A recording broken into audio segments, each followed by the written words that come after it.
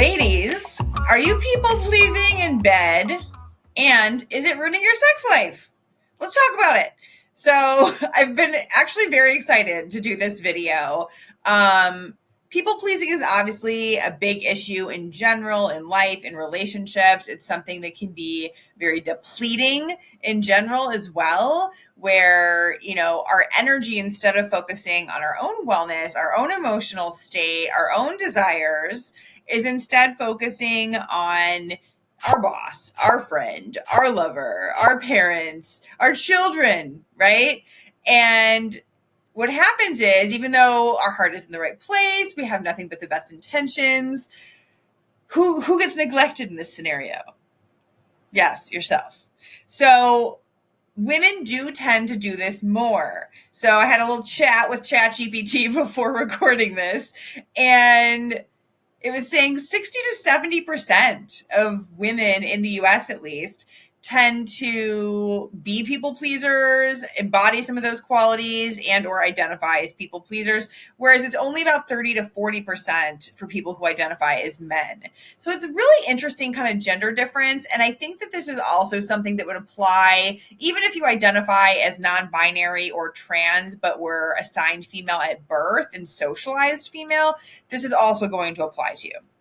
So let's talk about how this filters into the bedroom and your sex life.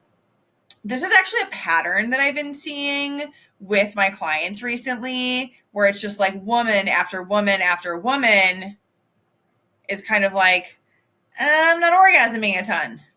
I don't have much libido. I don't really speak up for what I actually want. I'm actually not sure what I actually want when it comes to sex. Or I am sure, but I'm more concerned about pleasing my partner. And I don't want to say anything. I don't want to rock the boat. I don't think they're going to like this. So that's just something to sit with. And the parallel that I have noticed between people who aren't sure what they want in life and people who aren't sure what they want in the bedroom is pretty overwhelming, actually. And that applies regardless of gender. So if you are someone who tends to be really nurturing, tends to be a caretaker, identifies as an empath, where you're like so attuned. I actually watched a video on YouTube recently where it talked about, empaths are afraid of being abandoned.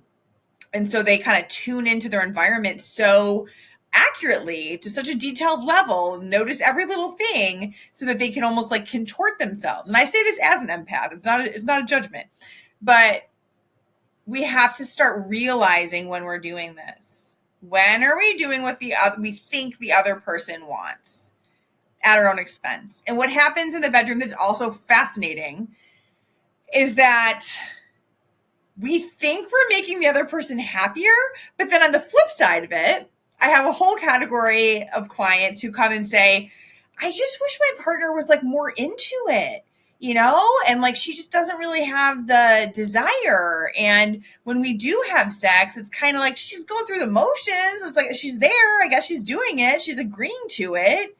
But like it's not as exciting for me if like I can tell she's not enthusiastic, which is like honestly what we want our partners to feel, right? We want someone who cares about our pleasure. We want someone who wants us to have a good time. We want someone who gets off on us having a good time. So, and I actually see this. This is another gender difference that I notice. People who identify as male tend to get off more on their partner's pleasure. And so, and Esther Perel talks about this, and I think it's very true based on what I've seen with people. I actually think it sort of behooves male-female couples for the female to be a bit more selfish in bed and to kind of just really be like, yes, this is what I want. And oh my God, this is amazing. And it doesn't mean ignore your partner, but it's kind of like own what you want, say what you want, take the time to figure out what you want. So if this is an area where you've been stuck though, and you're like, okay, Heather, like guilty as charged. And yeah, this isn't really working for me. Let's talk about what to do. So how do we address this if you're realizing this is a pattern and you know it's not working for you? So I have a couple thoughts on this. Step one has to be asking yourself, what do you want? And if this is something that's hard for you to do when a partner is present, then I would really strongly encourage you to have some solo sex, right? And I have a whole episode on masturbation that we will link to as well if you want to check that out.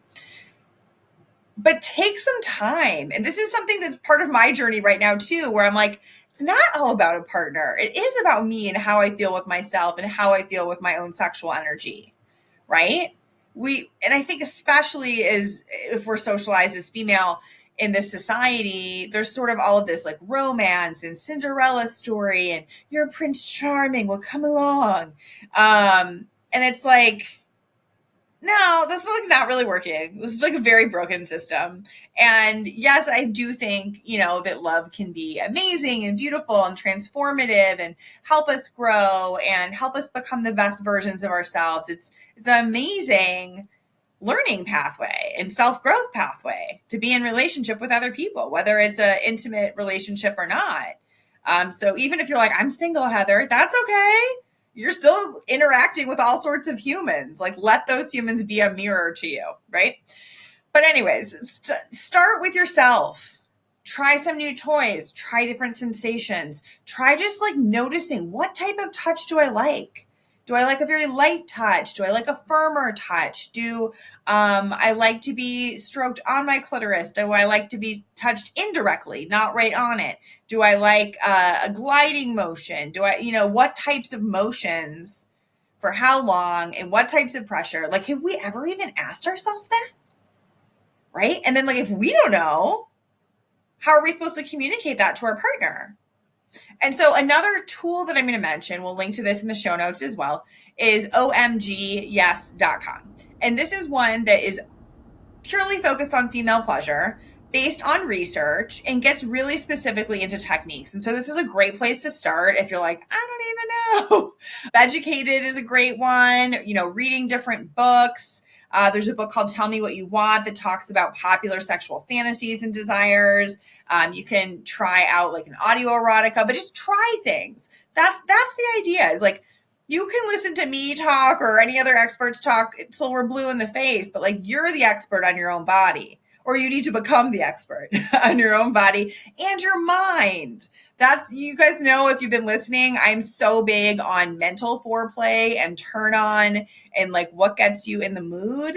And so just like taking that time to figure out like, oh, I need some flirting. I need some compliments. I need to just be able to emotionally connect and like talk about our day and hold hands and be affectionate, or I need to do like adventures with my partner and things that are a little bit more like thrill seeking. And, that helps me feel really connected and turned on and in the mood. So take that time and figure it out and then communicate it. And this is going to be one of those experiences where you might be kind of worried at first, especially if you're kind of like just starting to go from the solo sex and then into like introducing some of these things to your partner and speaking up more for yourself, either during sex or ahead of time about what you really want.